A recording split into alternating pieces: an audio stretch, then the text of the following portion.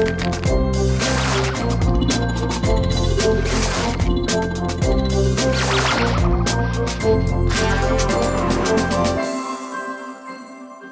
encontramos nada más y nada menos que con Alberto Medina, nuestro subdirector de noticias aquí en Caracol y además, oigan bien, un aficionado de los libros. Albertico, bienvenido a Caracol ahora. Gracias, Catherine. Gracias por aceptar esta invitación. Vamos a hablar de los libros.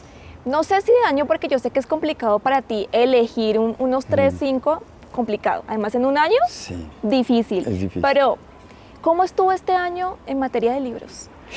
Yo creo que tenemos, como todos los años, siempre unas joyas de la corona. Tenemos a un Héctor Abad con Salvo mi corazón, todo está bien. Tenemos, por supuesto, a Juan Esteban Costaín, Ricardo Silva también publicó. Es decir, tenemos muchas cosas de lo que podemos hablar, pero centrarnos en 3, creo yo, ¿cierto? Centrarnos Sí. en 3. Pero quiero detenerme un poquito en Héctor Abad, porque Sí. esos títulos que nos ha dado, Sí, Todo está bien, Salvo mi corazón. sí. Y podemos irnos unos pasos atrás con El olvido que seremos. Sí. Esos títulos como un poco románticos. Sí. ¿Qué te parece? ¿Tú crees que esto incide en que uno como lector diga, uy, lo quiero leer? Los títulos siempre son atrapadores o no atrapadores. Creo que un título también es una forma de atraer a un lector. Y creo que una de las cosas más difíciles para un escritor es encontrarle un título a una obra. Gabo le dio vueltas mucho rato a 100 años de soledad. Se llamó La casa primero en su cabeza y finalmente terminó siendo 100 años de soledad. Salvo mi corazón, todo está bien, surge también de una necesidad del escritor de hablar de un sacerdote que está esperando un trasplante, pero también de su propia historia, porque él, cuando está escribiendo esa historia, sufre del corazón y tienen que hacerle una cirugía de corazón abierto. Y él escribe rápido el texto, Héctor Abad lo cuenta, porque dice, oiga, ¿uno qué va a saber si salgo de esta? Entonces, le pone ese título, además que es tomado de un poeta colombiano. Y detrás de cada título, sin duda, siempre hay una historia. Y obviamente los títulos que nuestros escritores han puesto a lo largo de la historia siempre tienen una gran recordación. Claro. La vorágine, la rebelión de las ratas, las obras de Gabo todas tienen nombres memorables, las obras de Héctor Abad y las obras de todos nuestros escritores. Claro, ya que mencionaste a Gabo, tenemos a un autor importante, Gonzalo Mayarino, que escribió sobre este tema de los 40 años del Nobel. Sí. Tú que eres un experto en Gabo, aquí lo sabemos todos, ¿cómo fue ese día? Bueno, yo voy a hablar también del libro porque es muy importante Claro. este texto, porque Gonzalo Mayarino es uno de los más jóvenes asistentes a la fiesta del Nobel, ¿sí? El papá de Gonzalo Mayarino, que se llamaba igual, Gonzalo Mayarino, se llevó a su hijo para la fiesta del Nobel. Y ese muchacho de 21 años hoy nos cuenta la historia en este libro, ¿no? Esa fiesta es memorable porque Gabo cambió por completo lo que eran las fiestas en Estocolmo de los premios Nobel. Él se atrevió a ponerse un vestido blanco cuando todos iban con sus trajes tradicionales. Él quiso mostrar a Colombia en Estocolmo y se llevó la cumbia y se llevó el porro y se llevó la música, se llevó las danzas, se llevó el vallenato. Es decir, como decían los periódicos de Estocolmo después de la celebración, Gabo y su gente nos enseñaron a celebrar el Nobel. Y eso lo cuenta Gonzalo Mayarino y lo cuenta no solo él, sino los asistentes a la fiesta. Una Gloria Triana, nos lo cuenta Aura Lucía Mera, nos lo cuentan muchos que participaron y fueron testigos de ese momento histórico, porque la cultura también es historia. Y bueno, tú mencionaste a Gonzalo Mayarino con esto, pero más allá de la historia que cuenta, ¿qué podríamos destacar de su escritura en este libro? A mí hay algo que me sorprendió y en lo que yo jamás me había detenido, y es, él nos revela la envidia que especialmente muchos bogotanos de la alta cultura sentían hacia Gabriel García Márquez. Antes de que recibiera el Nobel, rajaban del hombre. Cuando Gabriel García Márquez es acusado y perseguido por el gobierno de Turbay, algunos columnistas prestigiosos lo cogieron contra la pared en sus editoriales a darle duro a Gabriel García Márquez. E incluso llegaban a decir que efectivamente era más o menos un guerrillero, ¿sí? Entonces, ese tono como de malquerencia hacia Gabo, ¿sí?, nos lo cuenta él y nos lo cuenta con casos muy concretos y particulares y con episodios muy particulares. Entonces, ese es muy interesante ver cómo si hay un sector anti-Gabo en ese momento histórico. Claro, al ganarse el Nobel cambia un poco la cosa y muchos le bajan el tono a ese sentimiento anti-Gabo, ¿cierto? Porque pues Gabo demuestra ahí, no solamente porque se gana el Nobel, porque el Nobel es un premio y muchos premios Nobel se mueren y nadie se acuerda de ellos. Es decir, nos acordamos de los últimos 4 y de Gabo y sabemos que tenemos a un Neruda y sabemos que tenemos un Vargas Llosa, ¿cierto? Pero los premios Nobel se pierden en la memoria colectiva. Entonces tampoco es que ser premio Nobel se quede en la memoria colectiva de todos. Lo que se queda en la memoria colectiva es la obra de esas personas. Entonces, porque sus obras se vuelven clásicos de la literatura, ¿cierto? Claro. Entonces, Borges nunca obtuvo un Nobel, ni Cortázar tampoco. Pero eran muy buenos. Muy buenos, y se quedaron a vivir sin Nobel en la memoria colectiva, porque son clásicos de la literatura universal.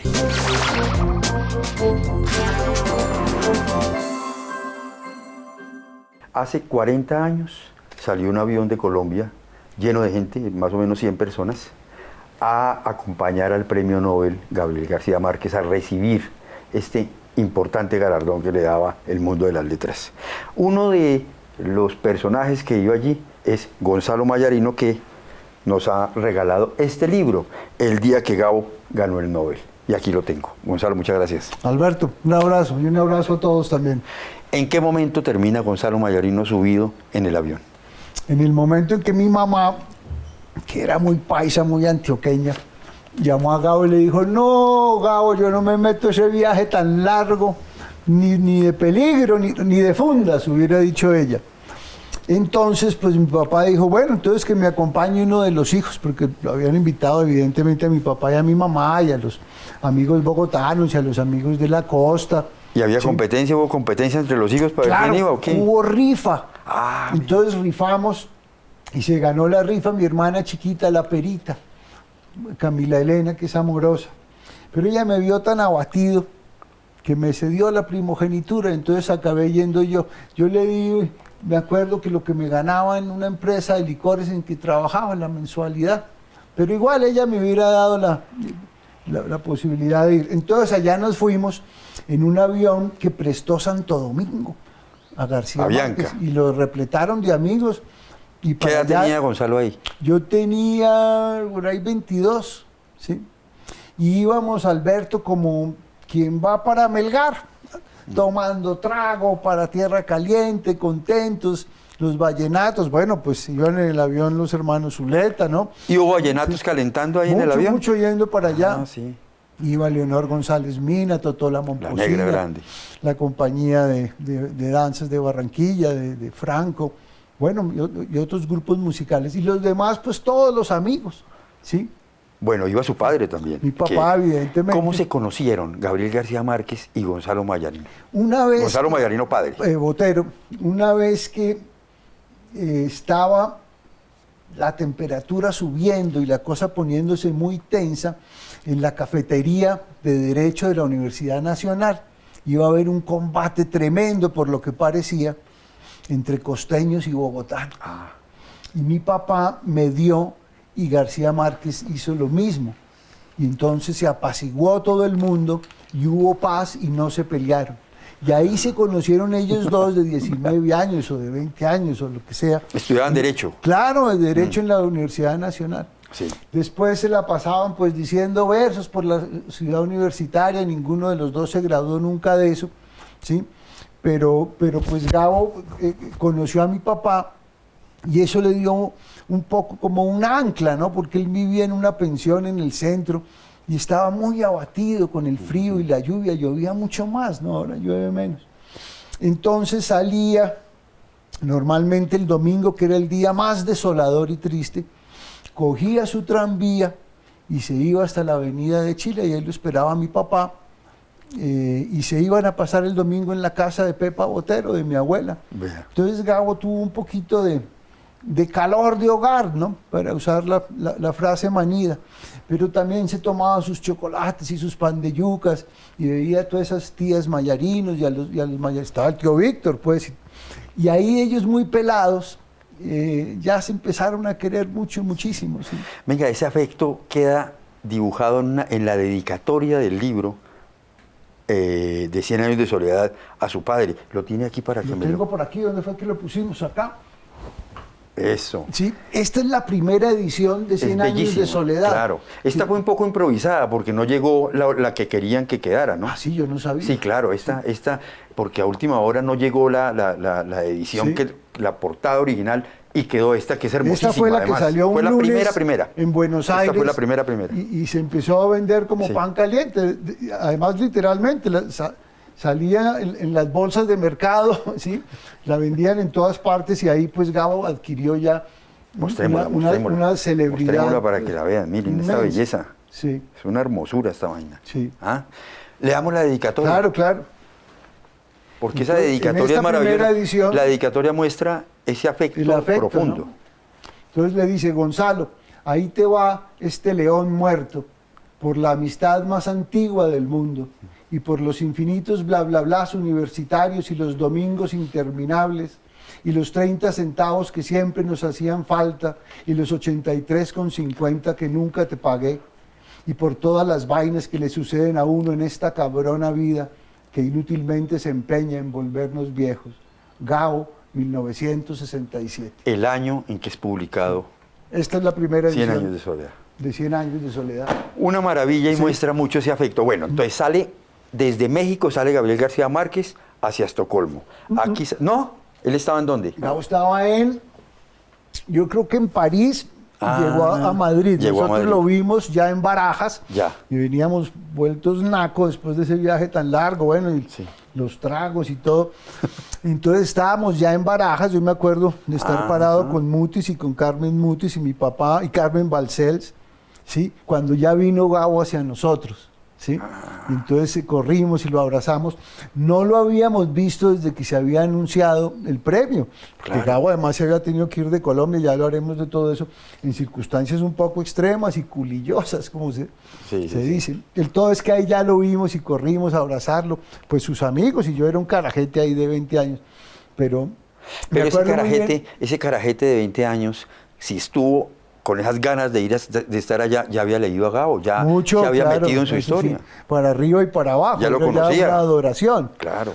Primero de chiquitos, pues verlo en la casa, ¿sí? Empezar a notarlo, a ponerlo en la casa, en la sala, en los afectos de mi papá, en el comedor, después ya ver los libros y las cosas, ir viendo cómo crecía su imagen, hasta 100 años de soledad que ya fue, Claro. que lo hizo el escritor más célebre del mundo probablemente, Alberto. Sin duda alguna. Probablemente. Sin duda alguna. No, yo creo que sin dudas. Sin duda. Sí. ¿Por qué no hablamos de las 3 mujeres que lideraron esa travesía desde Bogotá? Porque me parece que esto, si no Son hubiese claves. sido por ellas, Sí, no se da. claro. Cuénteme de ellas. Cuando ya anuncian el premio, el presidente Betancourt se llena de emoción, ¿no?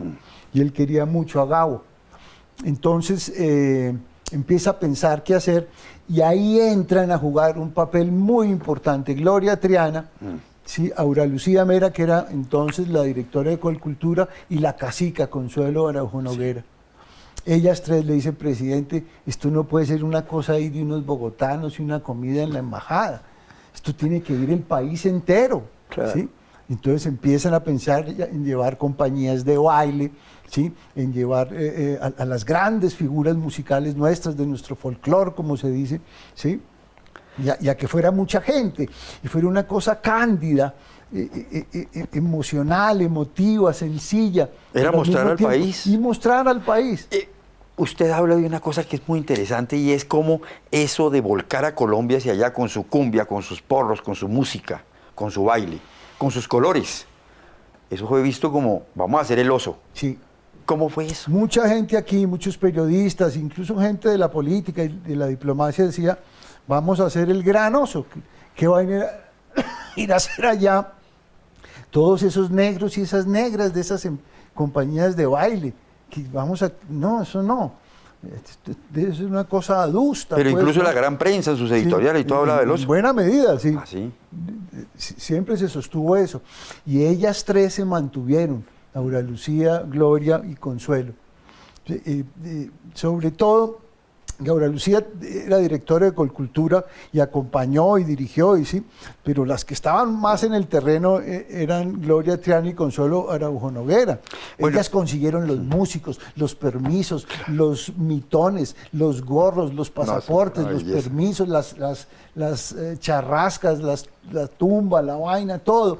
Y organizaron un viaje de 150 personas, ¿sí? Propio de un capítulo, más de 100 años de soledad, una cosa delirante que hizo decir a los suecos: los colombianos nos enseñaron a celebrar el Nobel. Bueno, cuando Gabo decide irse con Liqui Liqui, ese Liqui Liqui también genera esos ¿Cómo? pronunciamientos de que el oso, de que cómo se va a decir así. Se burlaban. Ajá. Entonces, en la medida en que la figura de Gabo crecía en el universo entero y lo leían en 30, 40, 50 idiomas y lo adoraban, ¿sí?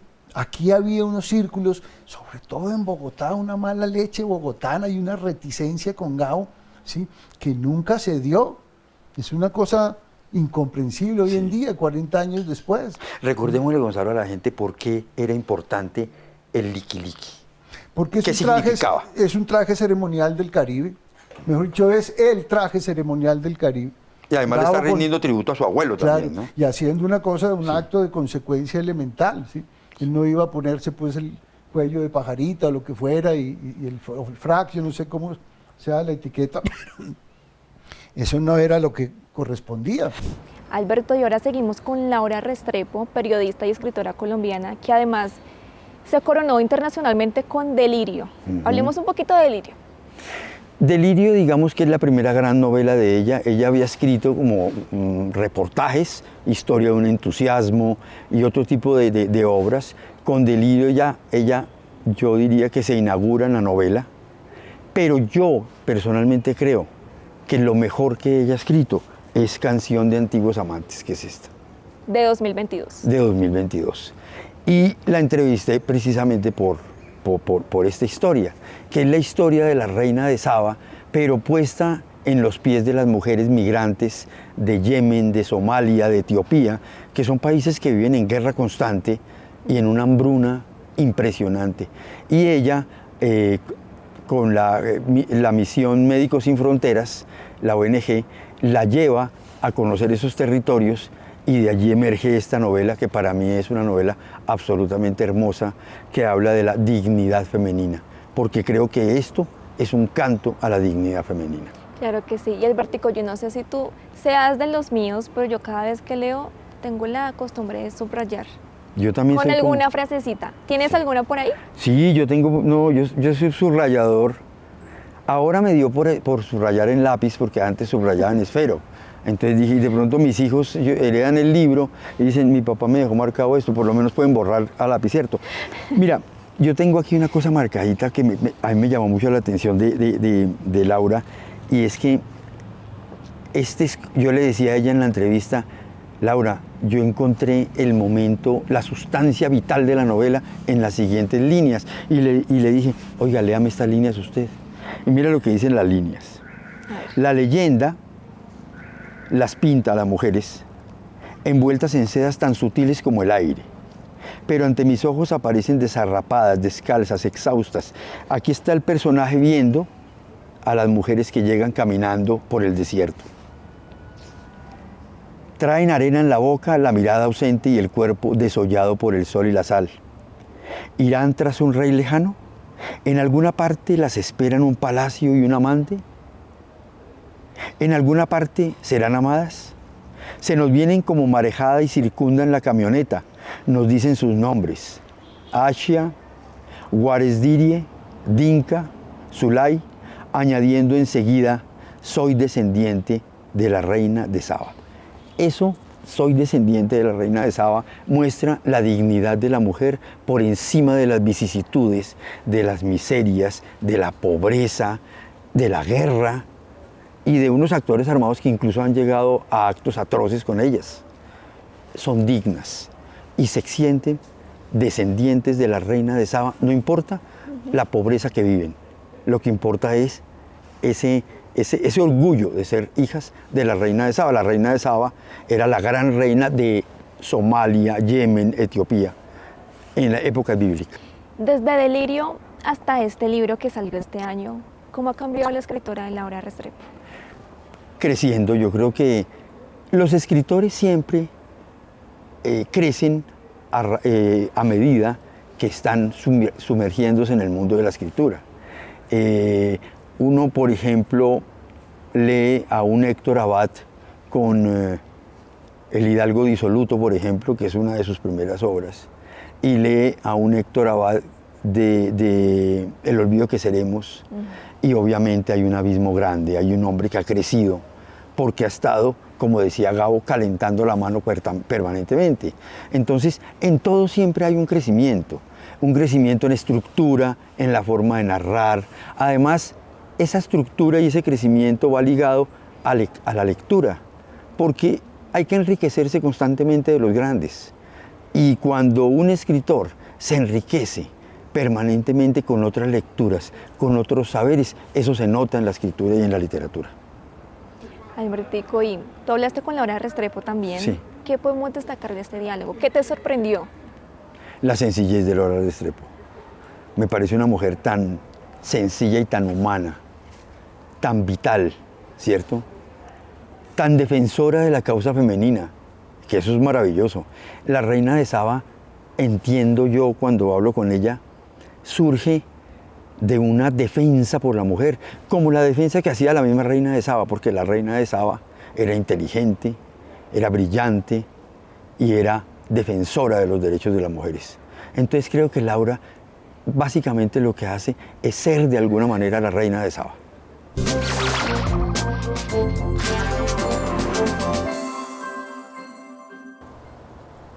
Laura Restrepo, la autora de este hermoso libro llamado Canción de Antiguos Amantes, ella tiene 3 particularidades. Es amiga de la paz, fue negociadora incluso, y de allí salió un libro de ella muy hermoso que se llama Historia de un entusiasmo. Es viajera absoluta, pero además es escritora. Esas son sus 3 pasiones: el tema de la paz, viajar y escribir. Gracias por acompañarnos, Laura. A ti, Alberto, muchas gracias por esta invitación. Bueno, Laura, yo quiero empezar con esto. La organización humanitaria Médicos Sin Fronteras se la llevó a usted para la zona de Yemen, para la zona de Etiopía y de Somalia. ¿En qué momento terminó su vida en ese avión? ¿Cómo fue eso? Yo voy, cuando Médicos Sin Fronteras me invita, yo voy. Desafortunadamente no soy médico, me hubiera encantado, así que mi papel es muy discreto, pero me llevan como reportera para cubrir ciertos conflictos olvidados, pero tremendos y permanentes que la prensa no cubre. Entonces, uno de los viajes que he hecho con ellos, pero he hecho muchos, a la India, a los campamentos de los refugiados sirios, aquí por Colombia también, en México. Y me llevaron a estos 3 países, fueron 3 viajes a lo largo de unos 5 años, y como de un mes cada viaje. Y resultó que Yemen, Etiopía y Somalia, en la parte sur de la península arábiga y en parte del Cuerno de África, resultó ser los actuales territorios de lo que fue el mítico reino de Saba, los dominios de la reina de Saba. O sea, cuando emprendió el vuelo a esas naciones, ¿ya tenía en la cabeza a la reina de Saba? Pues fíjate que nunca había estado y no estaban en mi geografía mental, pero había leído un libro de André Malraux, el gran escritor francés. Sabía que él había tomado una avioneta y había estado sobrevolando, sobre todo Yemen, buscando las ruinas del reino de Saba. Nunca encontró a la reina, desde el aire no la encontró, pero escribió un librito precioso, una joyita que se llama La reina de Saba. O sea que finalmente sí la encontró, pero la encontró en su propio libro. O sea, ese librito ya estaba en la maleta cuando emprendió el viaje a... Sí. Y te digo por qué. Yo iba a reportear lo que es una tremenda tragedia humanitaria. Sí, tú sabes como que eso periodista que es Laura. Sí, como para apoyar en la medida de lo posible. Yo le he seguido la trayectoria de las mujeres migrantes en Colombia, en distintas, en Estados Unidos, las indocumentadas. Yo sabía lo que iba, pero tú me entenderás si te digo que hay fatiga de reportar nuestras tragedias del tercer mundo y que en el mundo sean descartadas o tomadas como simples cifras, que no se le ponga una cara, que no se le vea toda la humanidad que late detrás. Entonces yo pensé, si logramos ponerle a estas mujeres que van atravesando el desierto, si logramos ponerle detrás el mito universal que las anima, entonces hacemos que eso sea una caja de resonancia para que su historia sea universal, no un exotismo de por allá estos pobres que tienen estas tragedias. Una manera de dignificar también una historia de la mujer, ¿no? Y esa obsesión por la reina de Saba, que es la obsesión de Bus Mutas, el protagonista, que es también la obsesión de Laura. ¿Cómo nace esa obsesión? ¿En qué momento surge? ¿Cuando aparece el librito o mucho antes? Mira, el librito estaba ahí, yo tenía el dato, pero en realidad la clave me la dan las propias mujeres que van pues con sus hijos, con la madre enferma, en una trayectoria que de alguna manera yo interpreto que es la misma de las mujeres migrantes del desplazamiento interno colombiano, las mismas que suben por Centroamérica y atraviesan México para ir a estamparse allá contra el muro de Trump. Sí. Las mismas que cruzan el Mediterráneo viniendo desde el África y de los países árabes y que muchas mueren en el Mediterráneo, que no por nada se llama el Mar de la Muerte, se está llamando ahora. Yo tengo la convicción, Laura, dime, que los libros tienen corazón. Y ahora que usted está hablando de esas mujeres que migran, que se mueven, esos grupos humanos que se mueven, yo sí quisiera pedirle un enorme favor. Listo, concedido. Si nos puede leer un fragmento encantada. De su novela, que es donde yo encontré el corazón. Vale, estoy segura que tú como lector y como escritor supiste encontrarlo. Gracias. Vamos a ver. Va. Éxodo de mujeres somalíes y de mujeres etíopes. Es desde acá, Laura. De acá. Y leemos, por favor. Vale. La leyenda las pinta envueltas en sedas tan sutiles como el aire, pero ante mis ojos aparecen desarrapadas, descalzas, exhaustas. Traen arena en la boca, la mirada ausente y el cuerpo desollado por el sol y la sal. Irán tras un rey lejano, en alguna parte las esperan un palacio y un amante, en alguna parte serán amadas. Se nos vienen como marejadas y circulan la camioneta. Nos dicen sus nombres, Ashia, Warisdirie, Dinka, Zulay, añadiendo enseguida, soy descendiente de la reina de Saba.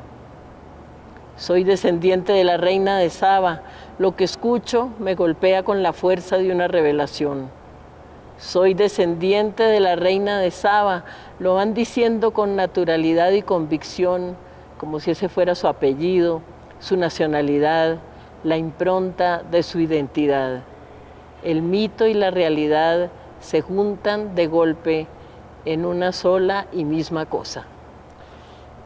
Descalzas, exhaustas, pero con una enorme dignidad. ¿Cómo construir dignidad en medio de la pobreza? Alberto, de pronto la dignidad está básicamente en la pobreza y en la fuerza de voluntad y en la convicción enorme con la que esas mujeres buscan un lugar donde la vida sea posible, si no para ellas, para sus hijos, para los descendientes, para el conjunto de la raza humana en estos momentos tan amenazada por la sequía que se está tragando, por la crisis ambiental, por la amenaza nuclear que la tenemos encima.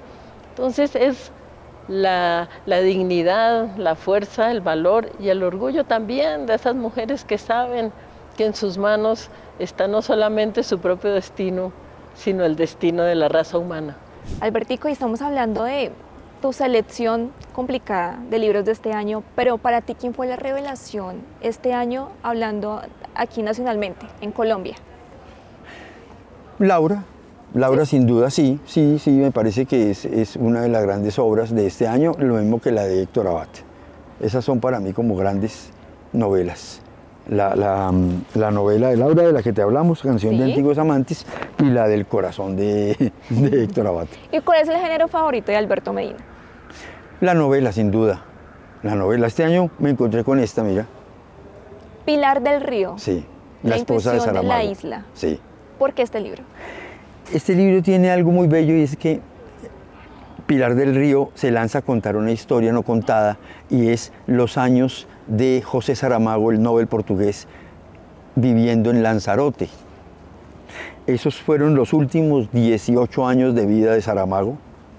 Vivían en Portugal, en Lisboa, pero resulta que él publica el libro El Evangelio según Jesucristo y ese evangelio es censurado en su país porque lo excluyen, porque consideran que es pecaminoso, que deshonra a la iglesia.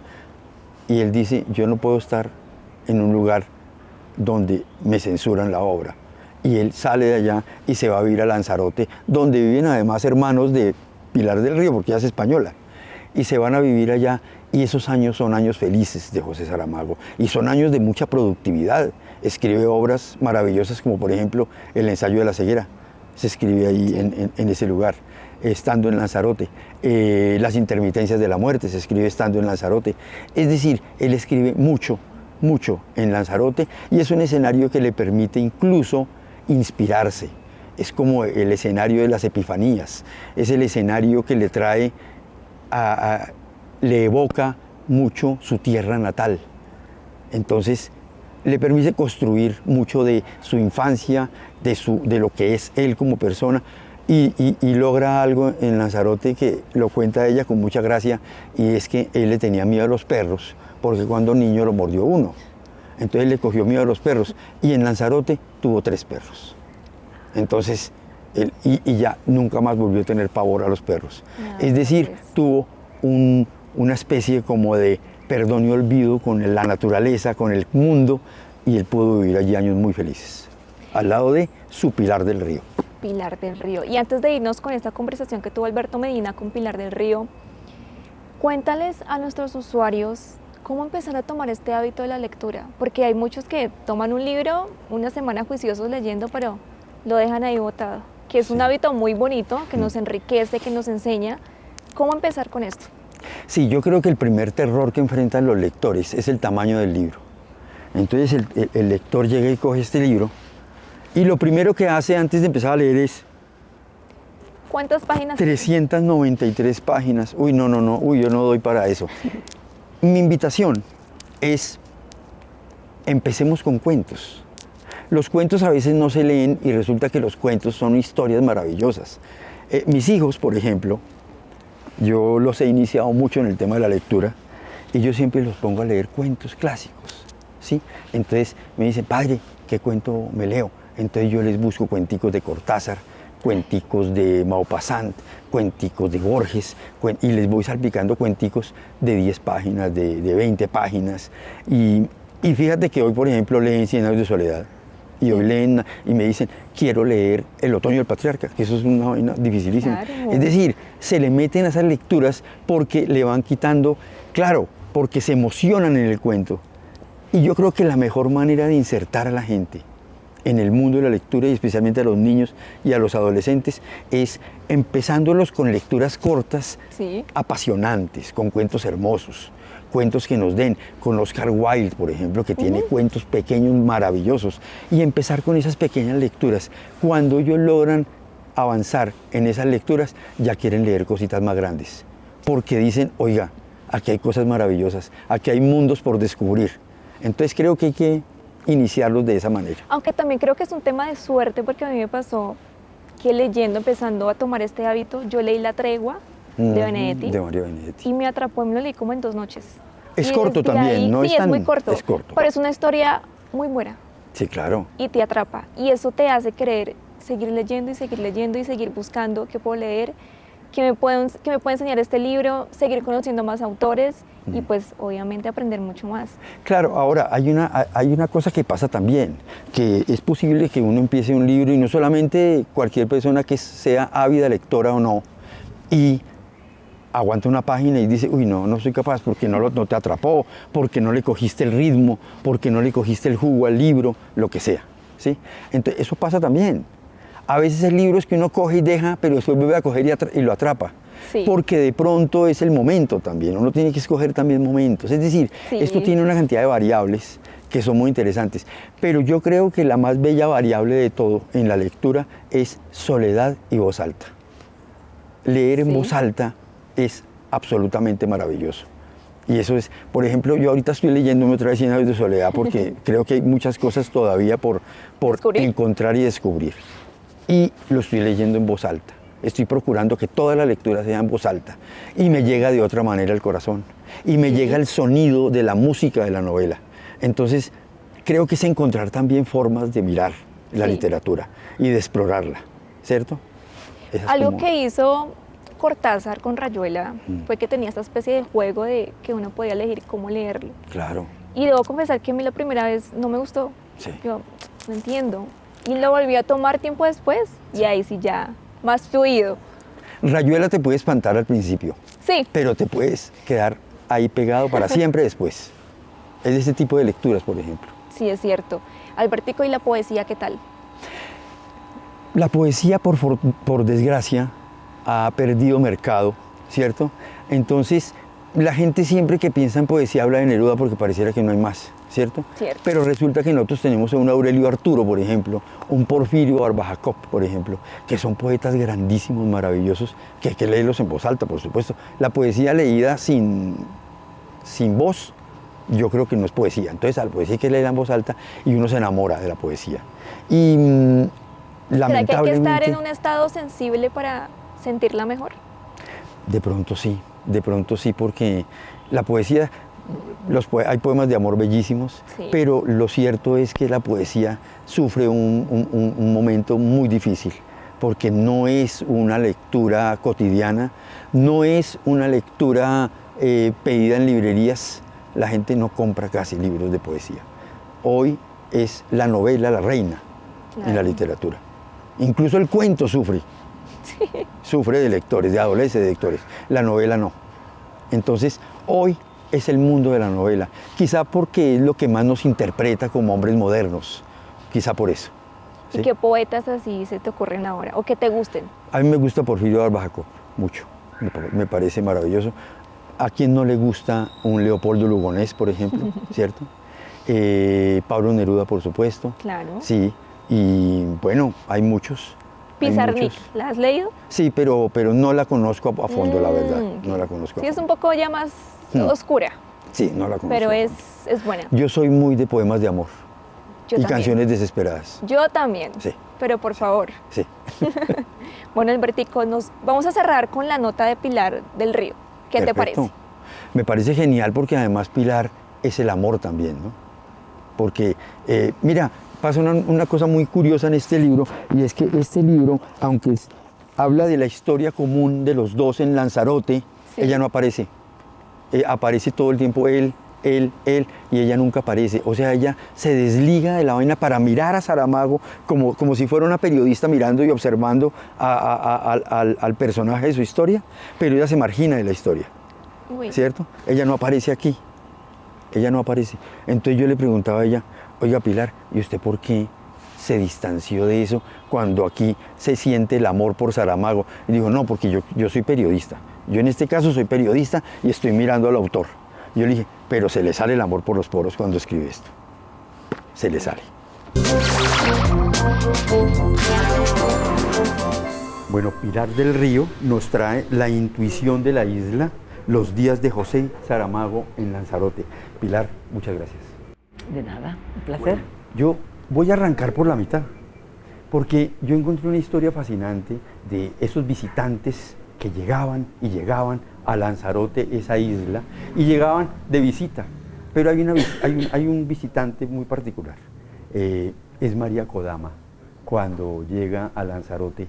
Y me llama mucho la atención en el relato que iban a hablar de Borges, de su obra, de crítica literaria, y de pronto la primera pregunta que le hace Saramago a María Kodama es, oiga, hábleme de su amor por Borges. Yo quiero empezar por hábleme de su amor por Saramago. María Kodama no respondió. Y yo no voy a quedar por encima de María Kodama ni por debajo. Creo que voy a responder como ella respondió con unas risas y diciendo qué cosas tienes, Saramago. Verás, esa visita fue especial porque Saramago acababa de salir del hospital, donde había estado internado varios meses, había estado en estado de coma, los médicos no daban nada por su vida y se recompuso, vino a casa, María estaba en Europa y dijo, ¿me puedo acercar? Y se vino y entonces dijimos, María, ¿qué te parece si organizamos, como la gente está muy inquieta por la salud de José, si en la biblioteca organizamos un acto público?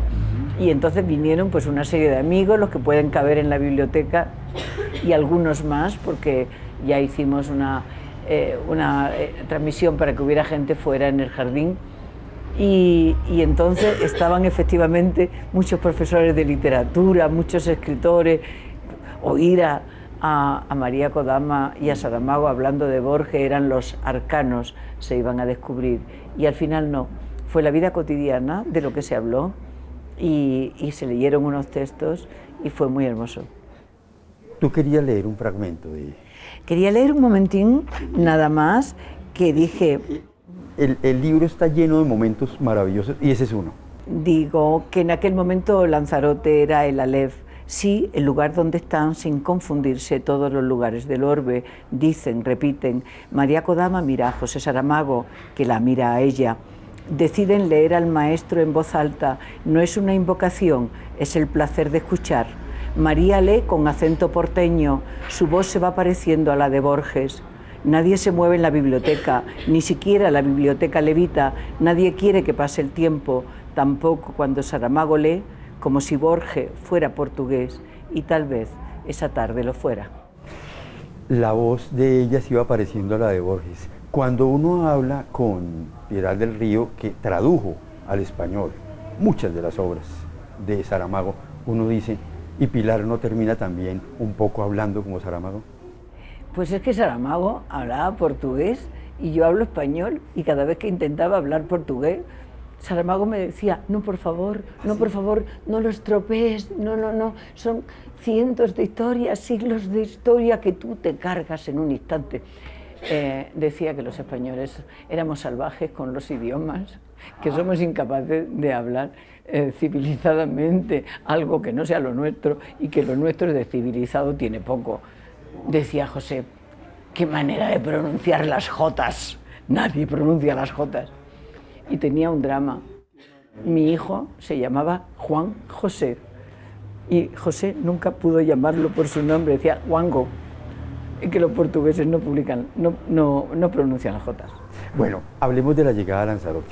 Aquí hay un episodio que es un episodio de dolor para José Saramago y es que su obra, una de sus obras más bellas incluso, que es el Evangelio según Jesucristo, ha sido valorado por el gobierno y lo han sacado de todos lados, por las razones que me contarás.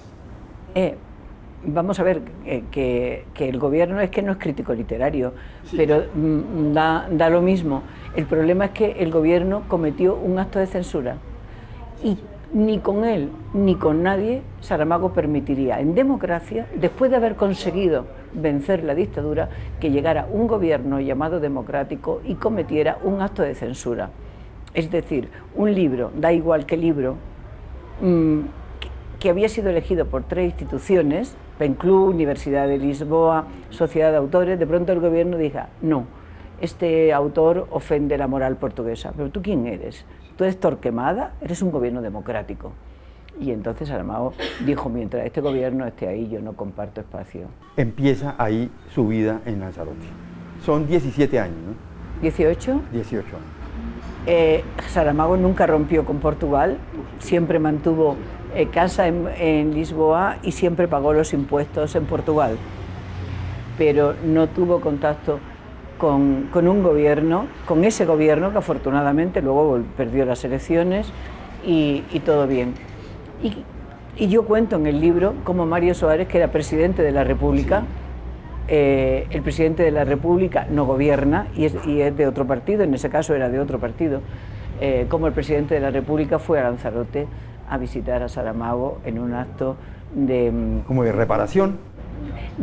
Sí, él no tenía responsabilidad, él detestaba el presidente de la República detestaba ese gobierno tal como lo detestaba José Saramago, pero fue como un acto de conciliación con el país, decir un momento, este señor que vive en Lanzarote es portugués y va a dar muchas alegrías a la cultura y a la lengua portuguesa, aunque episódicamente viva fuera. Lo que pasa que Lanzarote atrapó, sedujo a José Saramago y ya se quedó allí. Quiero hacer una cosa. Descríbenos en una palabra cada libro que tienes ahí para que nuestros usuarios de pronto se animen a leerlo. Bueno, Hagámoslo. Amor por un hombre grande. Listo. Sí. Laura. Este diría yo que es el canto a la dignidad femenina, ¿cierto? Y aquí la memoria del hecho cultural más importante de Colombia. Listo, pues. Bueno, Albertico, muchas gracias por acompañarnos en Caracol Ahora. No, con mucho gusto y gracias por la invitación. Y a nuestros usuarios, gracias por acompañarnos. Bueno, ustedes ya vieron lo más destacado del 2022 en materia de libros con un experto.